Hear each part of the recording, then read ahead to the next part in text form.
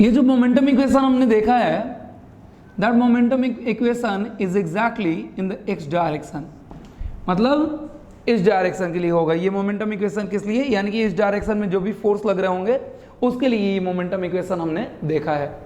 Try to understand. Y direction के लिए momentum equation क्या होगा? वाई डायरेक्शन के लिए मोमेंटम इक्वेशन जनरली क्या होता है आपका? That one is the del p by del y is equal to 0।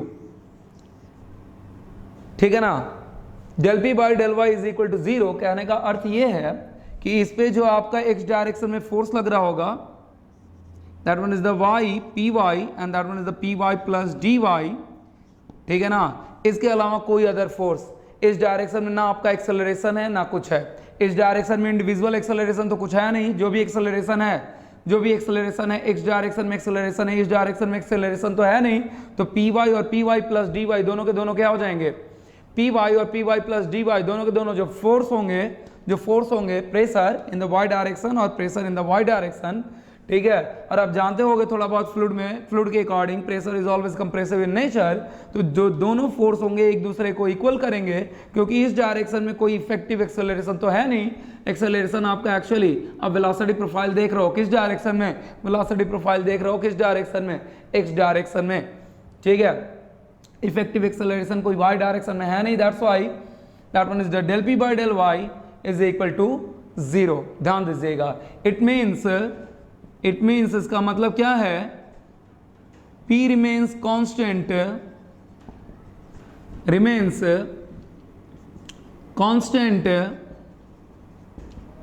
in y direction at a particular location. At a particular location. बहुत ही अच्छा रिजल्ट मिलने वाला है। ठीक है? आइए देखते हैं। Now on the words of BBL, what we can write down? U is equal to 0. Bulk motion on the words of BBL. ध्यान दीजिएगा, bulk motion on the words of BBL। अरे पूरा का पूरा bulk motion यहाँ पे क्या है? 0 है। तो BBL पे भी मैंने बताया, तो आप velocity profile क्लियरली देख रहे हो। bulk motion पूरा का पूरा 0। That's why what we can write down, V is equal to 0। ठीक है? ये भी 0, ये भी 0, तो ये तो लेफ्ट हैंड साइड खत्म हो गया। साथ ही साथ क्या होगा? P is equal to P infinity, मतलब जो ये आपका फ्री स्पेस है जहां पे आपका फ्लूइड मोशन ऑलमोस्ट क्या है? बल्क मोशन आपका 0 है, वहां पे क्या प्रेशर होगा? वहां पे जो प्रेशर होगा ऑलमोस्ट ये इस बाउंड्री लेयर पे भी वही प्रेशर होगा। तो वही प्रेशर शो करने की कोशिश कर रहा हूं। Actually that one is taken to be P infinity on the words of BBL। P is equal to P infinity and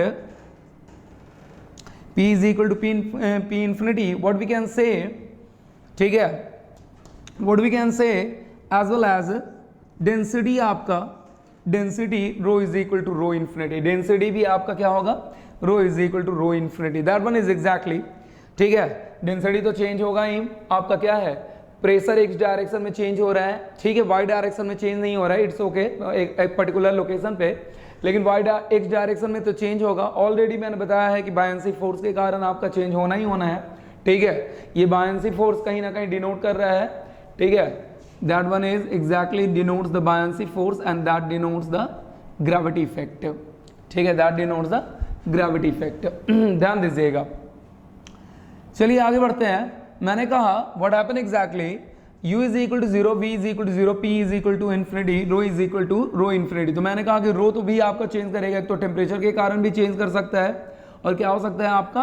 what happen exactly, आपका प्रेशर एक्स डायरेक्शन में चेंज होने के कारण रो आपका चेंज कर सकता है। तो इसलिए rho is equal to rho infinity लिख दिया।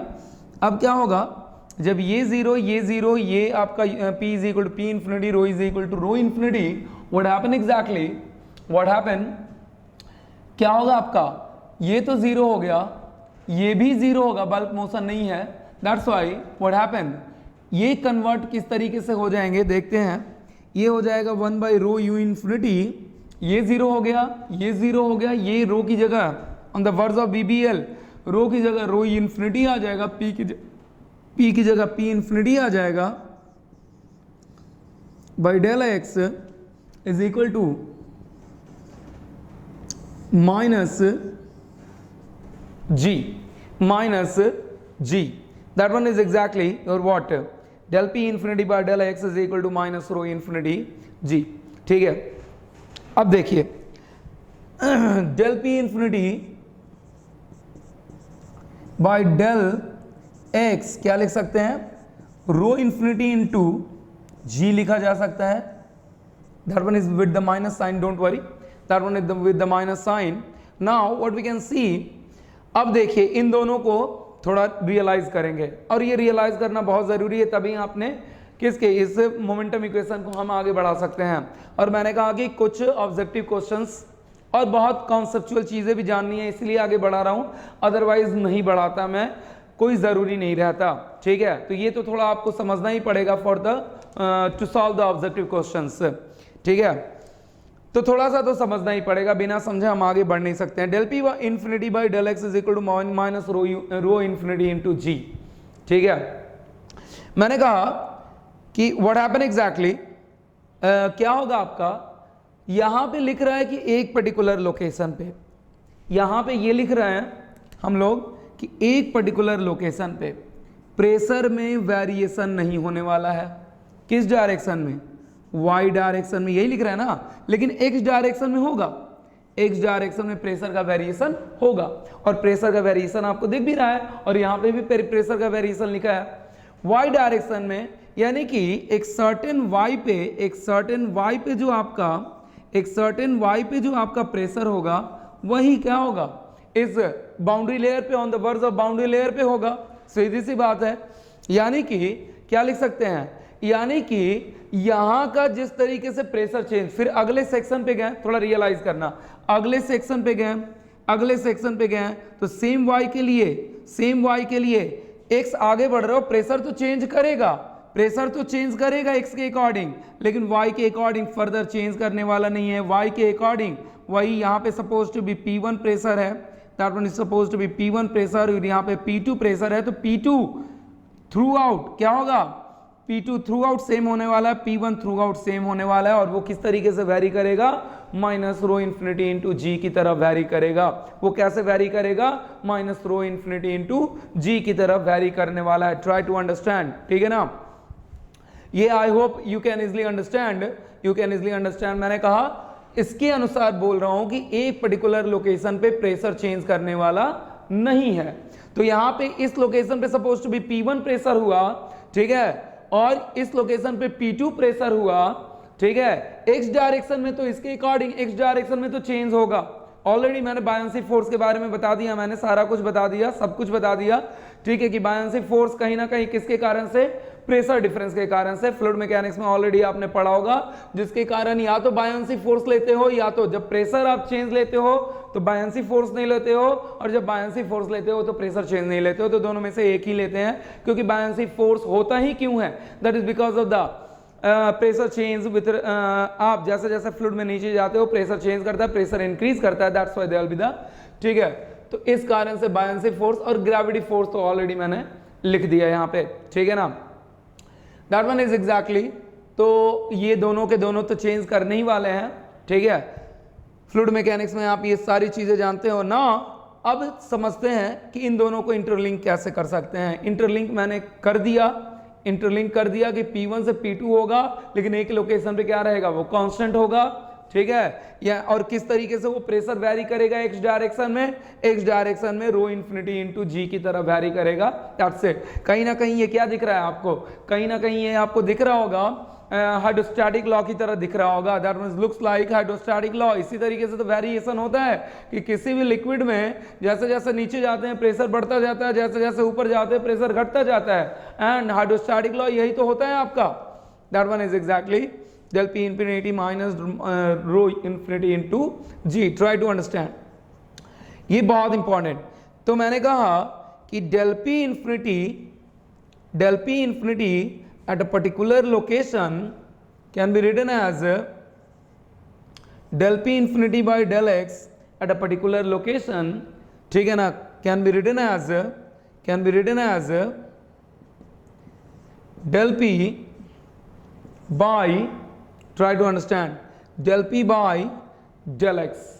अरे देखो ना, फिर से रिपीट कर दे रहा हूं, P1 एक पर्टिकुलर P पे क्या है, सेक्शन पे कांस्टेंट है, x के अकॉर्डिंग चेंज तो होगा, लेकिन यहां पे P1 यहां पे P2, ठीक है।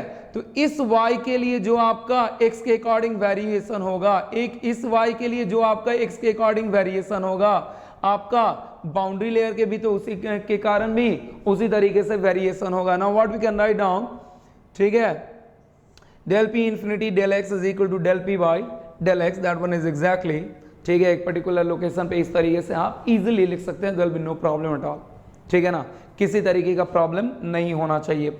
अब आगे क्या लिखेंगे, तो यानी कि del p by del x, और किसके बराबर ये हो जाएगा, दिख रहे हो आप, रो इन्फिनिटी इंटू जी के बराबर हो जाएगा, रो इन्फिनिटी इंटू जी के बराबर हो जाएगा, that one is written like this one. हो गया काम। अब क्या करेंगे कुल मिला के कि अब इस रिजल्ट को अपने मेन इक्वेशन में, del P by del x का वैल्यू आ गया ना, minus rho infinity into g, इस इक्वेशन में पुट कर दोगे, हो गया काम, ठीक है ना, इस इक्वेशन में पुट करेंगे फाइनली, ठीक है, what we can write down, इस इक्वेशन में अगर पुट करेंगे क्या मिलेगा फाइनली, ठीक है, u into del u by del x plus v into del u by del y plus sorry is equal to nu into del 2u by del y square minus del p by del x minus minus plus हो जाएगा रो infinity by rho into ji minus ji, ji minus जी है तो जी को common ले सकते हैं, यहीं पे डायरेक्ट लिख रहा हूं, जी को कॉमन लोगे क्या बनेगा, rho infinity by rho minus 1 बन जाएगा, तो डायरेक्टली लिख रहा हूं थोड़ा, g rho infinity by rho minus 1, this one is another momentum equation, ठीक है ना, this one is another momentum equation। रुकिएगा, अभी आपका ये मत सोचना कि ये फाइनल हो गया, प्लीज पहले इसे ही क्लियर कर दे रहा हूं, ये मत सोचना कि ये फाइनल हो गया, अगला एक और टाइप मोमेंटम इक्वेशन होगा, वो भी देखेंगे, एक और टाइप का मोमेंटम इक्वेशन हो सकता है इसी से, ऐसा मत सोचना कि कुछ अलग होगा, इसी से कन्वर्ट होके आएगा, इसी से कन्वर्ट होके आएगा। Now move to the next one, थोड़ा सा I'm going to erase this one, this portion. I'm going to erase this portion actually.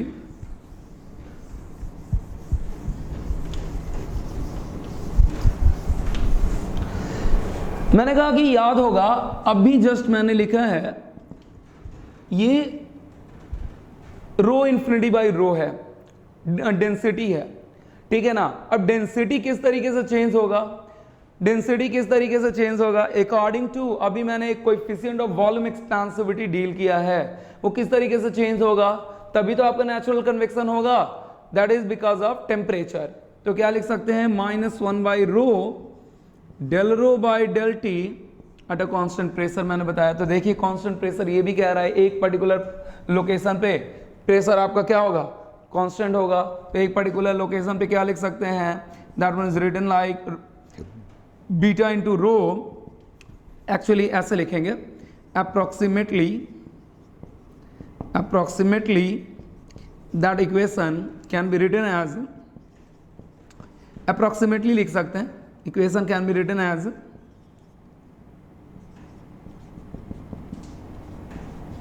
Exactly नहीं लिख सकते हैं, that equation can be written as beta into rho, ये multiply कर दिया, minus क्यों आएगा बताऊंगा मैं, अभी जस्ट बताऊंगा, माइनस साइन फिलहाल में लग लो, that one is rho infinity minus rho by T infinity minus T, इस तरीके से ये चेंज शो कर रहा है, ये चेंज लिख दिया, ये टेम्परेचर डिफरेंस शो कर रहा है, टेम्परेचर डिफरेंस लिख दिया, ठीक है, एक पर्टिकुलर लोकेशन के लिए। कांस्टेंट प्रेशर है, कांस्टेंट प्रेशर कहाँ है, एक पर्टिकुलर लोकेशन पे ही है, एक पर्टिकुलर लोकेशन का मतलब एक पर्टिकुलर लोकेशन पे y के अकॉर्डिंग प्रेशर आपका चेंज नहीं हो रहा है, तो ये हम अप्लाई कर सकते हैं, that one is the beta into रो, एक थोड़ा सा डिफरेंस समझना, P इस तरीके से लिखा है मैंने और रो इस तरीके से लिखा है, ठीक है, तो दोनों में डिफरेंस समझना, ये नहीं कि प्रेशर और रो में कंफ्यूज कर जाना कि which one is pressure and which one is rho ये है आपका, और बाकी प्रेशर आप क्लियरली देख रहे हो, प्रेशर बहुत अच्छे तरीके से देख सकते हो, that one is the pressure, ठीक है ना। तो मैंने कहा beta into rho minus rho infinity minus रो, इसको अप्रोक्सीमेटली इस तरीके से लिख सकते हैं, सिमिलरिटी के अकॉर्डिंग, ठीक है ना, लिख सकते हैं। Now what we can write down, what we can write down, यहां से rho infinity by rho infinity by rho को क्या कर सकते हैं, कॉमन ले सकते हैं, और रो को जैसे ही रो को कॉमन लिया, रो इन्फिनिटी बाई रो बना, और रो को कॉमन लेने के बाद ये रो और ये रो क्या हो जाएगा, कैंसिल आउट हो जाएगा. Now what we can write down, beta into t minus T infinity minus rho infinity by rho minus 1. This one we can write down. थोड़ा पहले बता लो कि हमें माइनस साइन क्यों आएगा. इन generally I hope you know very well कि temperature बढ़ाओगे intermolecular distance क्या होंगे, इंटरमॉलिक्यूलर डिस्टेंस आपके बढ़ेंगे. जब इंटरमॉलिक्यूलर डिस्टेंस बढ़ेंगे तो ऑब्वियस रेयरर होगा. रेयरर का मतलब डेंसिटी डिक्रीज करेगा, यानी कि density as you increase the temperature density क्या होगा, डिक्रीज करेगा. You know very well. तो मैंने कहा कि इसीलिए तो जब रो डिक्रीज करेगा तो चेंज इन डेंसिटी क्या होगा, नेगेटिव होगा, और टी इंक्रीज करेगा तो चेंज इन टेम्परेचर क्या होगा, पॉजिटिव होगा. तो ये नेगेटिव ये पॉजिटिव, तो टोटल टर्म क्या हो जाएगा, नेगेटिव हो जाएगा. इसी नेगेटिविटी को कंपनसेट करने के लिए हम यहाँ पे क्या कर रहे हैं, माइनस साइन दे रहे हैं. ठीक है ना. तो ये समझिएगा, इसीलिए यहाँ पे एक माइनस साइन आ रहा है. प्रीवियसली मैंने नहीं बताया, यहाँ पे ये क्लियर हो गया. That one the beta t minus t infinity minus t is equal to minus this one, ये माइनस साइन यहाँ पे लिख सकते हैं. That's why the rho infinity minus rho, देखिए कितना again that one is quite interesting result. ठीक है ना. t minus t infinity आपका मोमेंटम इक्वेशन में ही टेम्परेचर, मोमेंटम इक्वेशन में ही टेम्परेचर आ गया. अरे मोमेंटम इक्वेशन में कैसे टेम्परेचर आएगा यार, मोमेंटम इक्वेशन तो में तो फोर्स और एक्सेलरेशन आता है, मोमेंटम इक्वेशन में टेम्परेचर आ गया. It is quite interesting. ठीक है ना. मोमेंटम इक्वेशन आपका तो रो इन्फिनिटी बाई रो माइनस 1 अभी बताऊंगा मैं कि क्यों आ रहा है, डोंट वरी. ठीक है ना.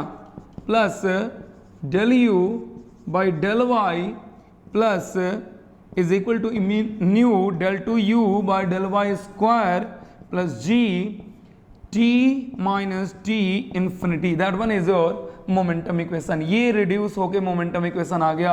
अगेन ध्यान दीजिएगा, अभी खत्म नहीं हुआ है, एक नए तरह का मोमेंटम इक्वेशन आ गया. मेन रिजल्ट तक पहुंचने के लिए ये सब काम करना पड़ रहा है. ठीक है. मेन रिजल्ट तक थोड़ा सा विजुअलाइजेशन होना चाहिए, अदरवाइज मैं डायरेक्ट पॉइंट भी लिख देता, डायरेक्ट पॉइंट लिख देता तो कोई मतलब नहीं था उस चीज का.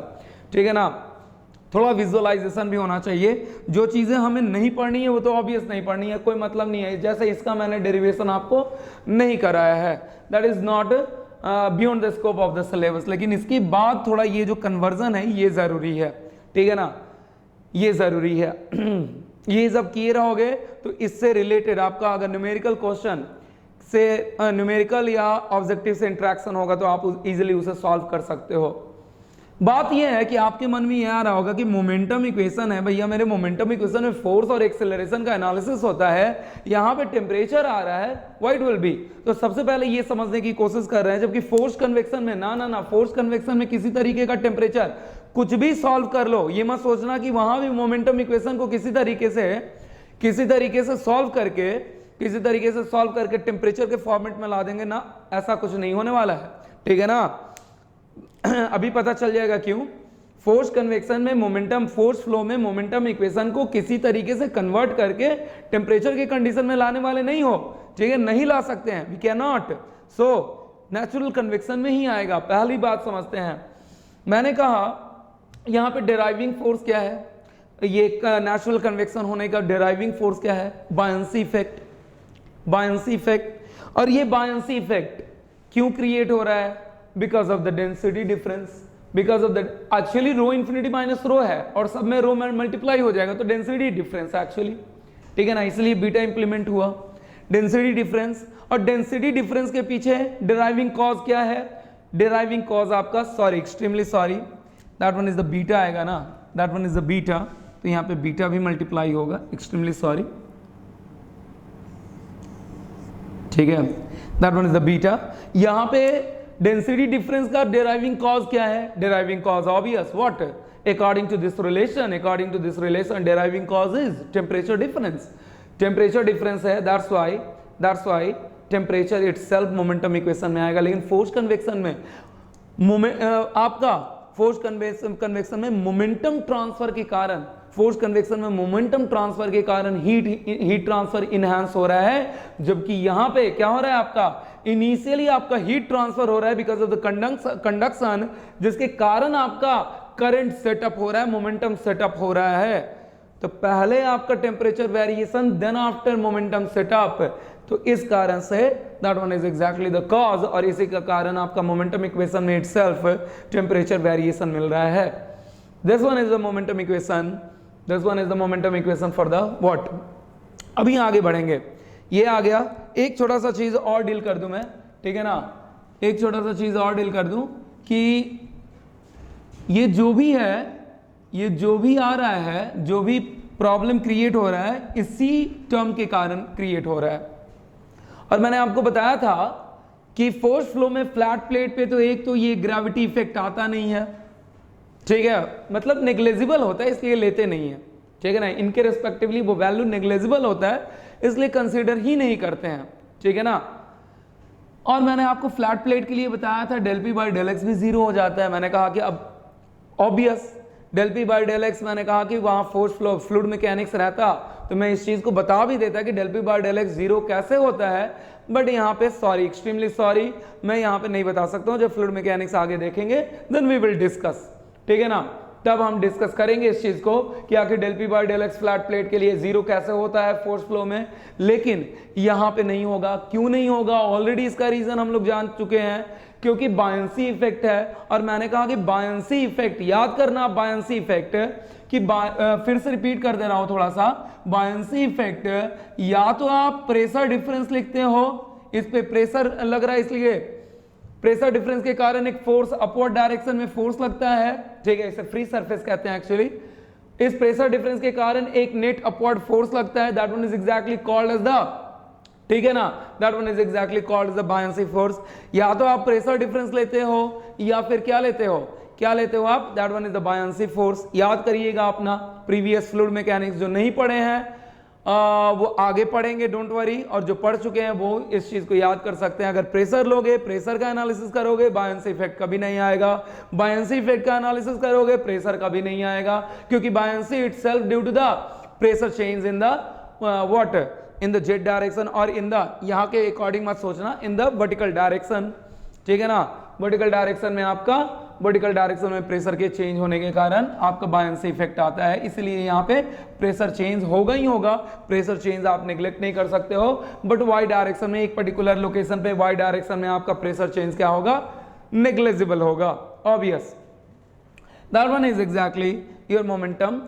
तो जो भी ये आ रहा है condition, that one is due to this one, और फोर्स फ्लो में ये सब होता नहीं है, ठीक है। आपका मोमेंटम इक्वेशन फोर्स फ्लो का मैंने बताया फ्लैट प्लेट पे यही होता है, ठीक है। फोर्स फ्लो में मोमेंटम इक्वेशन आपका इतना ही दूर होता है, लेकिन आपका नेचुरल कन्वेक्शन में दैट ऑल आर द, ठीक है। ये विजुअलाइज करना थोड़ा बहुत तो जरूरी होता ही है, क्योंकि विजुअलाइज करने से ठीक है, इट्स ओके, हमें सारा सॉल्यूशन नहीं पढ़ना है इसका, because solution is quite lengthy, लेकिन थोड़ा बहुत रियलाइजेशन से होता क्या है कि इस वेलोसिटी बाउंड्री लेयर को रियलाइज करना हमारे लिए, इस वेलोसिटी बाउंड्री लेयर को विजुअलाइज करना हमारे लिए क्या हो जाता है, बहुत इजी हो जाता है। नहीं तो चीजें तो बाकी एज इट इज क्या होता है, पॉइंट वाइज करके मैं लिखा ही सकता था, बट ये चीजें जरूरी है, इसलिए मैंने थोड़ा सा पॉइंट वाइज चीजें लिखवाने से कॉन्सेप्ट डेवलप नहीं होता है, और थोड़ा सा भी ऑब्जेक्टिव क्वेश्चन, और ऑब्जेक्टिव क्वेश्चन में बताऊं कि ज्यादा कॉन्सेप्चुअल होता है रेस्पेक्टिवली द न्यूमेरिकल्स, क्योंकि न्यूमेरिकल्स तो इंपेरिकल रिलेशन, मैंने कहा इंपेरिकल रिलेशन पे काम चलेगा, इन चीजों की बहुत ज्यादा जरूरत है ही नहीं, ठीक है। So please try to understand. अब इसे आपके एक बार ऑब्जेक्टिव क्वेश्चन में दिया था, क्या दिया था और किस तरीके से, I am going to erase this one, इसकी जरूरत नहीं है, ठीक है, इसकी जरूरत नहीं है।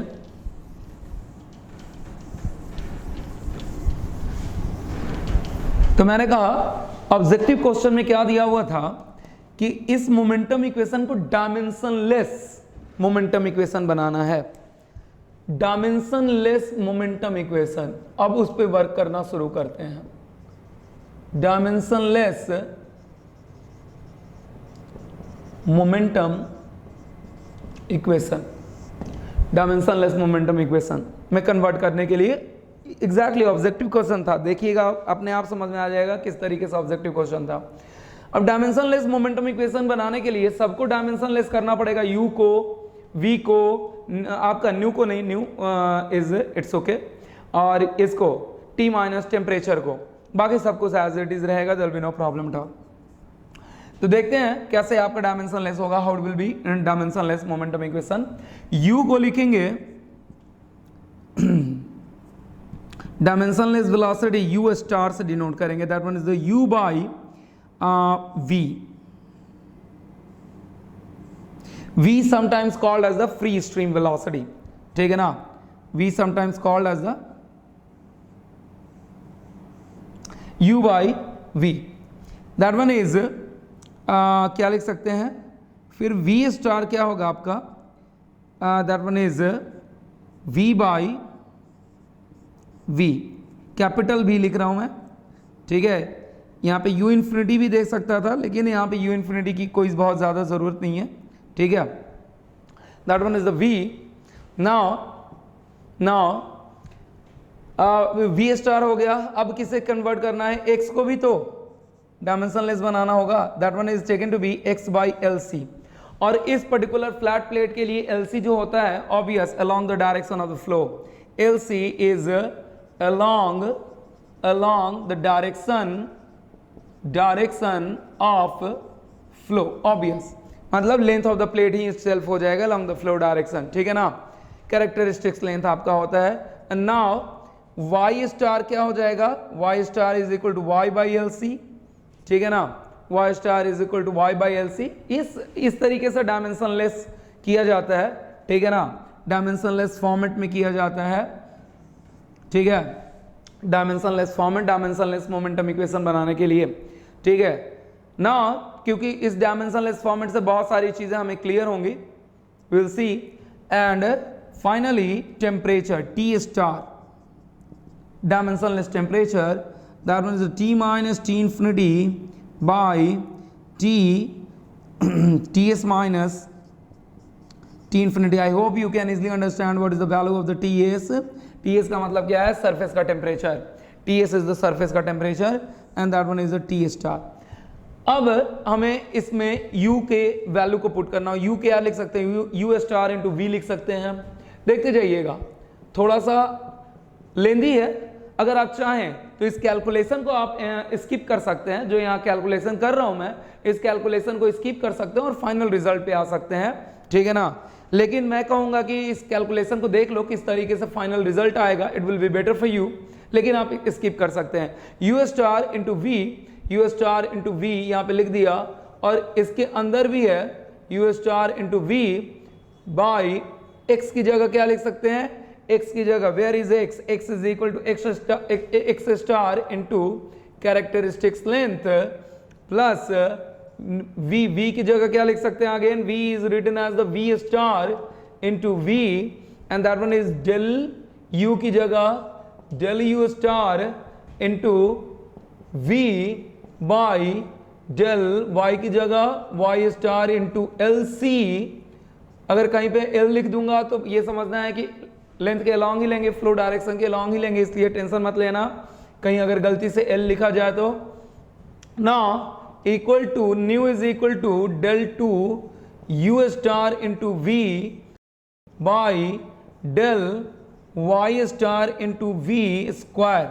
अरे डेल y स्क्वायर है तो y का स्क्वायर होगा, ध्यान दीजिएगा, plus g into T star की जगह t minus T infinity ts, तो t star into beta, beta भी तो है, बीटा भी है, that one is g into T star into g into beta into ts minus T infinity into T star, ठीक है।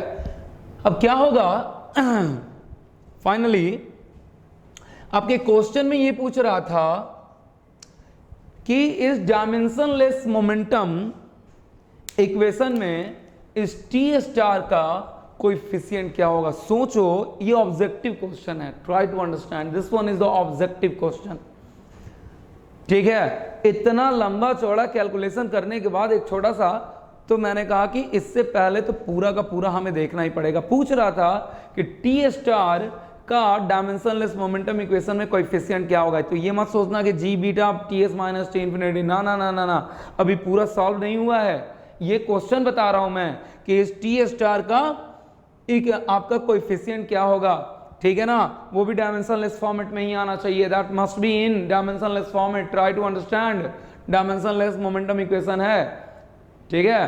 तो पूछ रहा था, वो हम देखेंगे। We will try to realize. ये for the time being erase कर रहा हूं मैं। देखेंगे, देखिए यू स्टार वी अंदर भी वी एक ऐसा क्वांटिटी है, वी एक ऐसा क्वांटिटी है जो इंडिपेंडेंट है, independent of X, independent of Y. LC is still independent of X, independent of Y. Maximum length जितना हो सकता है वो है आपका, ठीक है ना, एलसी। तो क्या होगा आपका, what happen exactly, LC is independent of X, independent of Y. तो इस एलसी को बाहर निकाल दिया, वी को कॉमन लिया, एलसी भी देखना थोड़ा ध्यान से प्लीज, डायरेक्ट करूंगा मैं। v एक ऐसा क्वांटिटी है जो कि इंडिपेंडेंट ऑफ x है, इंडिपेंडेंट ऑफ y है, तो ये v क्या हो जाएगा, v बाहर निकल जाएगा, v स्क्वायर। lc भी बाहर निकल जाएगा, lc, ठीक है ना, lc भी independent of x star and all this things, lc भी बाहर निकल जाएगा। और तो कॉमन क्या आ जाएगा, v square by lc common आ जाएगा। बचेगा क्या, u star del u star by del x star same as v star del u star by del y star. तो डायरेक्ट थोड़ा कर रहा हूं मैं, यहां पे V square by L C, V और वी एक ऐसा क्वांटिटी है जो एक्स पे डिपेंड नहीं करेगा, वी एक ऐसा क्वांटिटी, एल सी एक ऐसा क्वांटिटी है जो फिलहाल में एक्स और वाई पे डिपेंड नहीं कर रहा है, ठीक है ना। That one is taken to be V square by L C, ठीक है ना। कॉमन आ गया, बचा क्या, अब देख लो आप, सेम आएगा बट डायमेंशनलेस फॉर्मेट में आएगा, सब सेम आएगा, ऐसा कुछ नहीं है, बट डायमेंशनलेस फॉर्मेट में आएगा। इज इक्वल टू न्यू यहां से v कॉमन आएगा, यहां से sorry, extremely sorry, that one is the LC।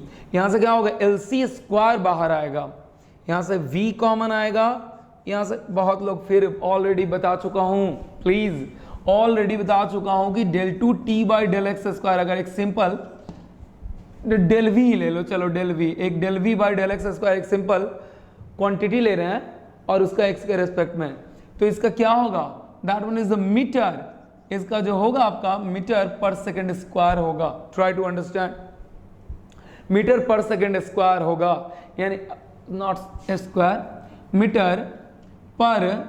Metre per second, meter velocity का meter per second into meter square. Try to understand, X square के लिए मीटर स्क्वायर आएगा, please try to understand, इस चीज का समझिएगा ध्यान से, नहीं तो काम गड़बड़ हो जाएगा। तो ये एलसी स्क्वायर बाहर आएगा, ठीक है, और यहाँ पे क्या होगा, यहाँ पे आपका कुछ कॉमन नहीं आने वाला है, तो ये आ गया आपका del two U star by del Y square plus G beta T S minus T infinity T star. अब देखिए क्या क्या होगा, ये नीचे करो, ठीक है, ये नीचे आएगा, एलसी ऊपर जाएगा और एलसी नीचे जाएगा, ये सेम एज इट इज रह जाएगा, ये सेम एज इट इज रह जाएगा। तो मैं यहाँ पे कुछ इस तरीके से कर रहा हूँ, ठीक है, is equal to nu into V by L C square, क्योंकि अब हमें इन टर्म्स को सिर्फ और सिर्फ क्या करना है, L C by V star, ठीक है, del two U star by del Y star plus G beta L C by V square, ठीक है, into T S minus T infinity into T star. इसे थोड़ा सा आप रियलाइज करें, मैंने कहा ये वाला टर्म तो सेम हो जाएगा, तो कुछ इस तरीके से दिया, चाहे इस तरीके से कर सकते हो, सेम टर्म है, इसलिए बार बार लिखने की जरूरत नहीं है। एल सी कैंसिल आउट, एक एल सी कैंसिल आउट, ठीक है, एक वी कैंसिल आउट। थोड़ा रियलाइज करना, v into L C by nu, v into L C by nu, v into L C by, v into L C by nu क्या होता है? Reynolds number होता है ना, that one is the Reynolds number. तो यहां पे क्या हो जाएगा? रेसिप्रोकल ऑफ रेनॉल्ड्स नंबर आ जाएगा, that one become reciprocal of, that one become reciprocal of Reynolds number, that one become reciprocal of Reynolds number. ठीक है, तो क्या हो जाएगा? Finally U star del U star by del X star plus V star del U star by del Y star is equal to 1 by R E L, R E, ठीक है, L into what we can say, that one is the del 2u star by del y star square plus g beta into LC by v square into ts minus t infinity into t star. Now this is actually the coefficient of the t star. अब आपका momentum equation किस में convert हो चुका है? Dimensionless में convert हो चुका है। आइए देख लेते हैं, ठीक है। अब आपका मोमेंटम इक्वेशन डायमेंशनलेस हो चुका है। कैसे होगा देखते हैं। दैट वन इज ये भी डायमेंशनलेस, ये भी डायमेंशनलेस, ये भी डायमेंशनलेस, तो ऑब्वियस बात है ये भी डायमेंशनलेस तो इसे भी डायमेंशनलेस होना ही पड़ेगा। देख लेते हैं, यूनिट देख लेते हैं। G meter per second square, meter L T minus 2, dimension directly देख लेते हैं, डायमेंशन 0 करना है ना। बीटा क्या होगा आपका? बीटा आपका याद करिए, that one is the beta is equal to 1 by rho del rho by del T, ठीक है ना।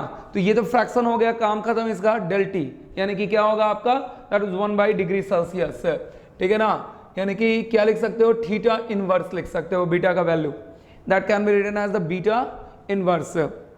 Now what we can write down, theta inverse हो गया इनटू एक एलसी का मतलब एल, ठीक है, अगेन टेम्परेचर, टेम्परेचर डिफरेंस हो गया टेम्परेचर, और थीटा लिख सकते हो, डायमेंशन थीटा होता है, and that one is L2t minus 2। अरे वेलोसिटी Lt माइनस 1, तो स्क्वायर का क्या हो जाएगा? L2t minus 2, that one is L cancel out, t minus 2, t minus 2, t inverse t, theta cancel out, everything is cancel out, that one becomes dimensionless. Dimensionless अगर बन रहा है तो कहीं ना कहीं कोई नंबर बन सकता है, ये कोई ना कोई डायमेंशनलेस नंबर, कोई ना कोई डायमेंशनलेस नंबर बन सकता है, बट एक्चुअली टी स्टार का आपका ये कोएफिशिएंट हो सकता है, इस ये एक्सप्रेशन दे सकता है इस तरीके से, ठीक है ना।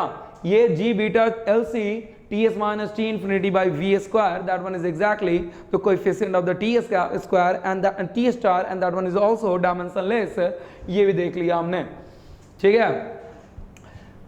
तो मैंने कहा कि लेकिन अगर डायमेंशनलेस है तो कोई ना कोई डायमेंशनलेस के फॉर्मेट में आ सकता है, कोई ना कोई डायमेंशनलेस के फॉर्मेट में आ सकता है।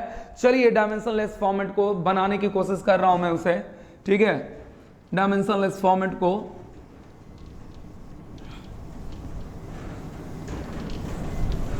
Now what we can say, अब सिर्फ कोएफिशिएंट को कंसिडर कर रहा हूं, बार बार इतना लिखने की जरूरत नहीं है। G beta L C T S minus T infinity by V square. मैंने कहा कि एल सी स्क्वायर से, ठीक है ना, और एल सी स्क्वायर यहां पे जब मल्टीप्लाई किया तो डिवाइड भी करना पड़ेगा, डोंट वरी, ये जो है रहने दो इसे।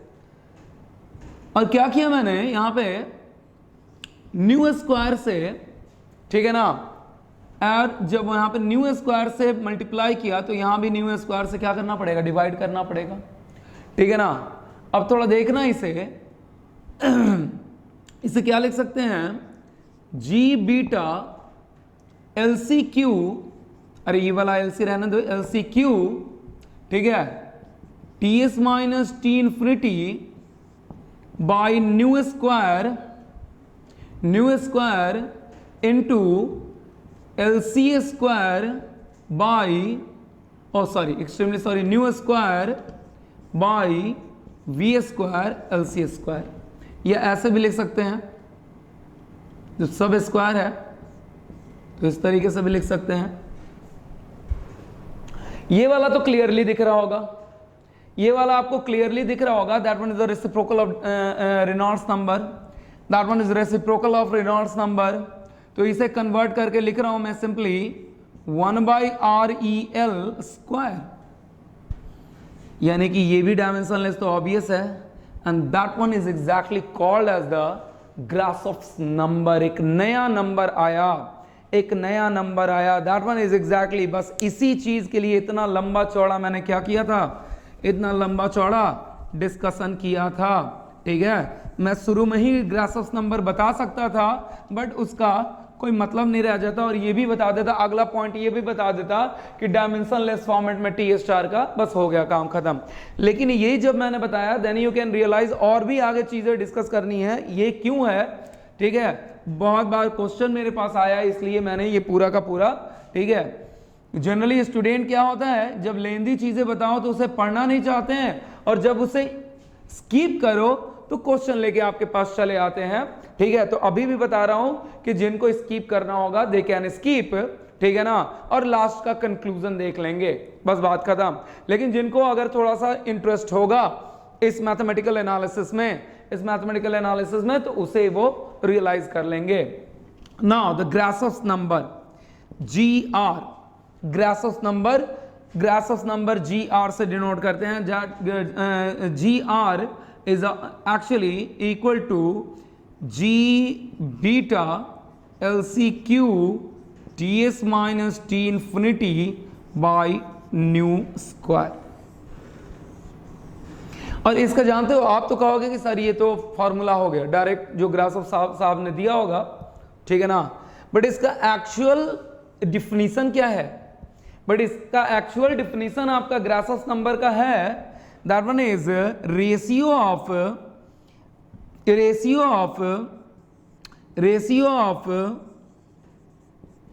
buoyancy force to the viscous force, to the buoyancy force to the viscous, to the buoyancy force by the viscous force, and that one is written as, अब याद करिए, मेरे हिसाब से थोड़ा बहुत किसी से मैच कर रहा होगा, ठीक है, ये फॉर्मूला किसी से मैच कर रहा होगा। रेनॉल्ड्स नंबर याद करिए, that one is the inertia force by the viscous force. याद करिए कि जब वहां पे फोर्स फ्लो, जब आपके फोर्स कन्वेक्शन में फोर्स फ्लो देते थे, तो फोर्स फ्लो के लिए डिराइविंग फोर्स क्या था आपका? इनर्शिया ही था। Deriving force is obvious inertia force, ठीक है ना, और जिससे ये क्या कर रहा था, उसे रोकने की कोशिश कर रहा था, जिसके कारण वेलोसिटी बाउंड्री लेयर आपका एग्जिस्ट कर रहा था, और लैमिनार और टर्बुलेंट सब कुछ जो हो रहा था इसी के बेसिस पे हो रहा था। लेकिन अब आपके नेचुरल कन्वेक्शन में डिराइविंग फोर्स कौन सा है? Deriving force that one is the buoyancy force. अब यहां कोई इनर्शिया फोर्स नहीं है, एक्सटर्नल मीन के थ्रू आप वेलोसिटी क्रिएट नहीं कर रहे हो, इट्स सेल्फ डेंसिटी डिफरेंस के कारण बायंसी इफेक्ट लग के क्या हो रहा है आपका? बायंसी फोर्स के कारण आपका buoyancy force is actually here driving force, ठीक है, टू क्रिएट द मोमेंटम, और you can say what happen exactly to for the natural convection current. Natural convection current के लिए बायंसी फोर्स आपका डिराइविंग कॉज है, ठीक है, and that one is the viscous force. तो विस्कस फोर्स जब एक बार वेलोसिटी बाउंड्री लेयर बनेगा तो एक बार विस्कस तो आएगा ही, तभी तो आपका वेलोसिटी बाउंड्री लेयर एग्जिस्ट कर रहा है, ठीक है, and that one is the viscous force. What is that meaning? इसका मतलब ये साफ हुआ, कि जो काम रेनॉल्ड्स नंबर में, जो काम फोर्स फ्लो में या फोर्स कन्वेक्शन में रेनॉल्ड्स नंबर कर रहा था, टाइप्स ऑफ फ्लूइड फ्लो बता रहा था, वही काम क्या करेगा? आपका ग्रासॉफ्स नंबर करेगा आपके किस में? ग्रासॉफ्स नंबर करेगा आपके नेचुरल कन्वेक्शन में, क्योंकि यहां पे डिराइविंग फोर्स ये और इसके कारण वेलोसिटी बाउंड्री लेयर, यहां पे डिराइविंग फोर्स ये और इसके कारण आपका व्हाट? आपका वेलोसिटी बाउंड्री लेयर। तो जो यहां पे काम कर रहा था वो यहां पे काम करेगा, और यहीं पे ग्रासोस नंबर के थ्रू आप ये बताते हो इस नेचुरल कन्वेक्शन में कि आपका लैमिनार है या टर्बुलेंट है। यहां पे बताते थे रेनॉल्ड्स नंबर के अकॉर्डिंग, यहां पे बताओगे आप ग्रासोस नंबर के अकॉर्डिंग। यानी कि फाइनली मैंने कहा Grashof's number is equal to actual definition is the buoyancy force by the viscous force. Actual definition is buoyancy force and the viscous force. Now this is quite important. यानी कि finally क्या मिला? Finally you can get the Grassos number by Reynolds number square. Reynolds number square. ठीक है? Generally अभी लिखूंगा ग्रासोस number का इस वर्टिकल प्लेट के लिए रेंज लिखूंगा, डोंट वरी। ठीक है, तो मैंने कहा एक पॉइंट नोट में जरूर लिख लेना, Grashof's number play the same role in the natural convection just like Reynolds number in the force flow. Grashof's number play the same role in the natural convection just like Reynolds number play the same role will play the same role for the किसके लिए force flow के लिए। that one is exactly the Grashof range लिखूंगा, don't worry, लेकिन उससे पहले कुछ चीजें बता दूं मैं। ठीक है, तो ये हो गया। इसकी जगह पे क्या लिख सकता हूं? एक तो ये याद रखना है, ये तो बिल्कुल याद रखना है, ये भी आपके एक्सप्रेशन में ऑब्जेक्टिव क्वेश्चन में डायरेक्टली ये भी दे सकता है क्योंकि इटसेल्फ इसी से ये आ रहा है। ठीक है ना, तो ये ध्यान रखिएगा। तो इसकी जगह पे हम क्या लिख सकते हैं डायरेक्टली, अगर थोड़ा लिखे तो Grashof's number by REL square into T star. That one is exactly your what. Now I am going to erase करूंगा मैंने। ठीक है, ये याद रखिएगा और थोड़ा आगे बढ़ेंगे।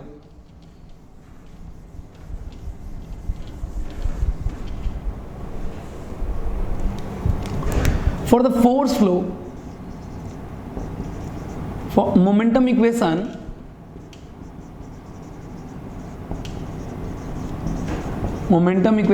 for the forced flow या forced convection कह लो, जो भी कह लो आप, forced convection मैंने बताया था del u by del x same v into del u by del y is equal to बताया था मैंने nu into del two you by del Y square -1 by rho into del P by del X बताया था। लेकिन मैंने बताया था for the flat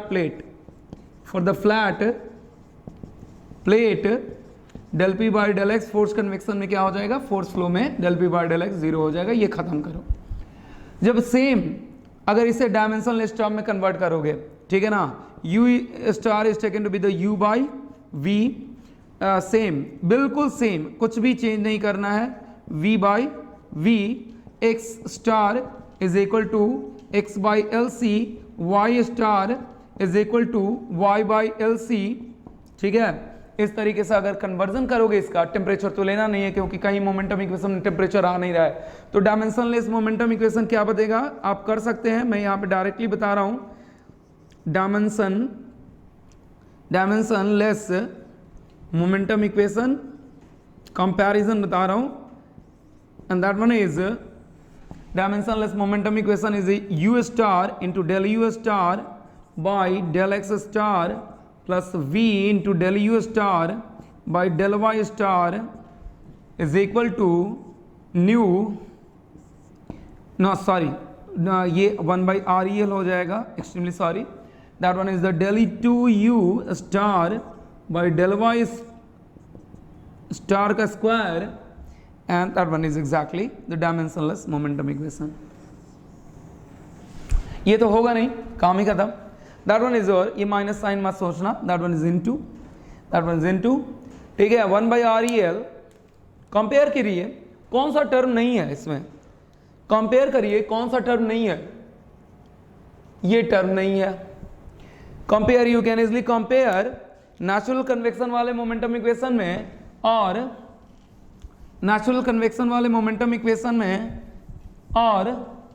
force convection वाले मोमेंटम इक्वेशन में एक टर्म की कमी है। अगर ये टर्म, इसका मतलब क्या, व्हाट इज दैट मीनिंग, पहला case if G R by R E L square is equal to 1 हो जाए, व्हाट इज दैट मीनिंग? या फिर ऐसे कर लो,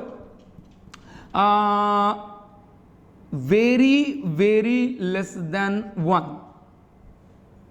वेरी वेरी लेस देन 1, बहुत ही छोटा हो, इस टर्म को क्या कर सकते हैं? इस टर्म को इग्नोर किया जा सकता है, इस टर्म को इग्नोर किया जा सकता है एंड द कंप्लीटली फ्लो और कन्वेक्शन और जो भी है आपका can be taken to be what? Force flow और फोर्स कन्वेक्शन मोमेंटम इक्वेशन। अगर ये बहुत छोटा है, इस टर्म को नेग्लेक्ट कर सकते हैं और आपका momentum equation just as the force flow और फोर्स कन्वेक्शन जैसा बन जाएगा। यानी कि क्या? यानी कि ये कि फोर्स फ्लो में भी नेचुरल कन्वेक्शन होता है, ठीक है ना, लेकिन उसका वैल्यू फोर्स के रिस्पेक्टिवली इतना कम होता है कि हम इसे क्या करते हैं? हम इसे नेग्लेक्ट करते हैं। That one is completely neglected. Suppose to be आपका दैट वन इज कुछ इस तरीके से है, ठीक, ऐसे ये मत समझिए क्योंकि ये अभी हमने पढ़ा नहीं है, ठीक है। दैट वन इज, ठीक है, एक आपका क्या किया जा रहा है, आपका दैट वन इज, ठीक है, ये आपका फैन के थ्रू इसे क्रिएट किया जा रहा है, ठीक है, फैन के थ्रू क्रिएट किया जा रहा है एंड दैट वन इज, ठीक है, फैन मैंने कहा एक्सटर्नल। तो आपका इस तरीके से यहाँ पे किसी तरीके का नेचुरल कन्वेक्शन नहीं होगा, ठीक है, there will be no any natural convection. The second one what happen, अगर जी आर रेनॉल्ड्स नंबर से क्या हो गया तो क्या होगा? Completely natural convection, completely natural convection, ठीक है। अगर बहुत ज्यादा बड़ा हो गया तो that one is, first case में क्या होगा? Only forced convection, only force convection. तीसरा case, G R by R E L square equal to 1 हो गया तो क्या हो गया? नेचुरल प्लस फोर्स, दोनों में से कोई आप इग्नोर नहीं कर सकते हो, ठीक है ना, दोनों में से कोई आप, नेचुरल भी उतना ही होगा और आपका, ठीक है ना, अगर एक आपका देखें तो किस तरीके से बनेगा, कोई भी एक लें, कोई भी एक ब्लॉक वगैरह लें, ठीक है ना, दैट वन इज ब्लॉक लें, इस पे आप फ्लो कराएं, ठीक है, तो कुछ तो आपका इस तरीके से होगा और कुछ आपका इस नेचुरल कन्वेक्शन में करें तो किस तरीके से होगा? ब्लॉक अगर है, हॉट है, तो आप तो समझ ही रहे हो कि that one is completely,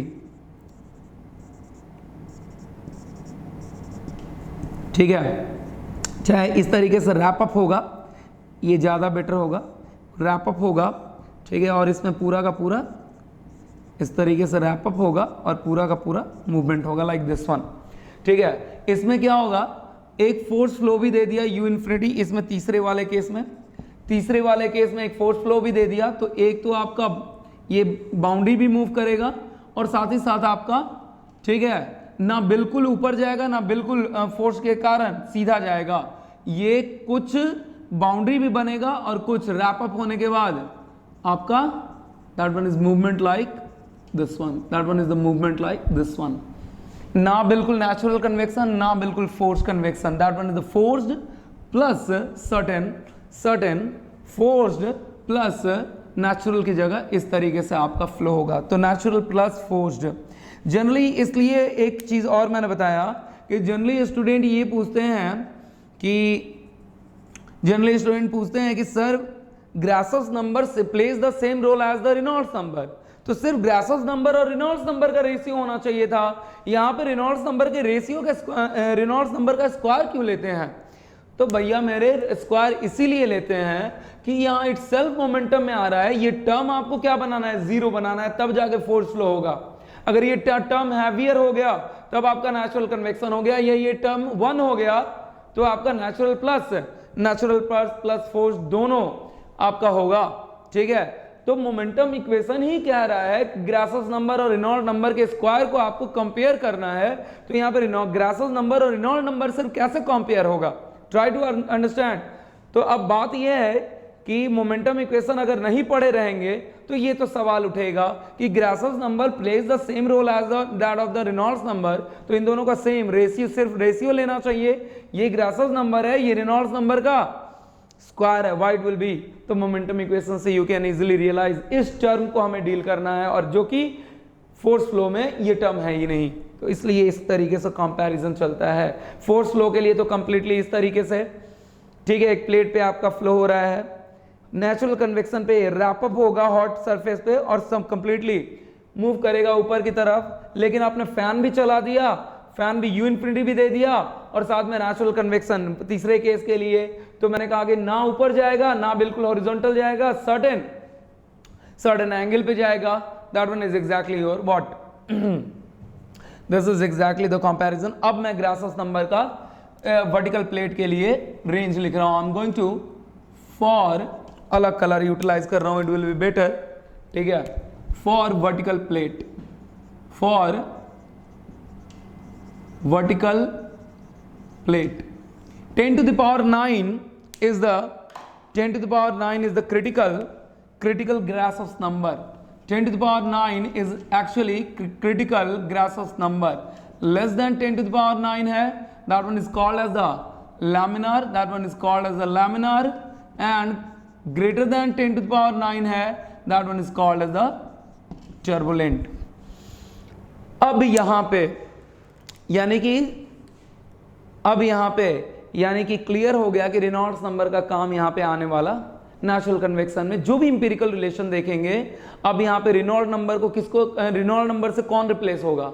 Reynold number से आपका ग्रासहोफ नंबर रिप्लेस हो जाएगा। We will write in the empirical relation Grashof number instead of Reynolds number, ठीक है, we will write Grashof number instead of Reynolds number. तो यही आपका नेचुरल कन्वेक्शन हो जाएगा।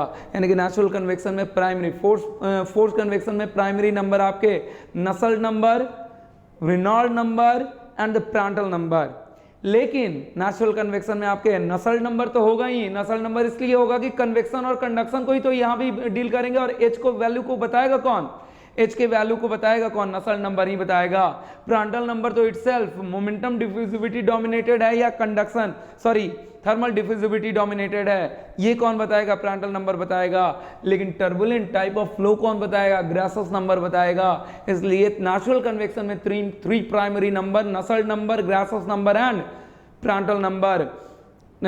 नेचुरल कन्वेक्शन में Nusselt number, Prandtl number and the Grashof number. This one is exactly your, now we will see the empirical relations for the vertical plate. Then after we will see simply what empirical relation for the horizontal plate. Horizontal plate के लिए बहुत ज़्यादा discuss नहीं करना है, don't worry. जो discuss करना था वर्टिकल प्लेट के लिए ही डिस्कस करना था। We will discuss the next empirical relation for the vertical plate as well as for the horizontal plate.